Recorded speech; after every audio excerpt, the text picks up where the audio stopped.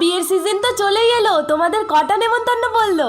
আমাদের জানো তো পাড়াতে একটা বিয়ে বাড়ি আছে, তারই তো সমস্ত বাস পড়ে গেছে। সামনেই বিয়ে বাড়ি, তাই জন্য প্যান্ডেল করতে শুরুও হয়ে গেছে। ওটাই আজকে দেখতে গেছিলাম। আর দেখো সকালে আমার মা আজকে গোপালকে সেবা দিয়েছিল, তার জন্য কত কিছু রান্না হয়েছে। এই সমস্ত করে আমার বাবার আজকে কাণ্ড বলি দেখো। সেই বলেছিলাম না যে আমাদের বাড়ির পাশে ধারিটাতে গর্ত করা হয়েছে, ওইখানে সমস্ত গাছ লাগাবো বলে বাবাকে বলেছিলাম যে বাবা বাজার থেকে শীতের গাছ, চন্দ্রমল্লিকা, তারপরে বিভিন্ন রকমের যেগুলো আছে সেগুলো নিয়ে আসবে। আমাকেও সঙ্গে নিয়ে যেতে বললাম, কিন্তু সে আমাকে নিয়ে গেল না। আর এইদিকে কাণ্ড দেখো, 4টে ফুলের চারা এনেছে, 4টেই গাঁদা ফুলের চারা। বলি গাঁদা ফুল ছাড়া কি আর কোনো শীতকালে ফুলের চারা নেই? এইটা বলতে সে তো আবার আমার উপরে বেশি চটে যায়। এইসব কথা বাদ দাও, সামনে তো লক্ষ্মী পূজা আসছে, প্রতি বৃহস্পতিবারই এখন অঘ্রাণ প্রবেশের লক্ষ্মী পুজো বলে কথা।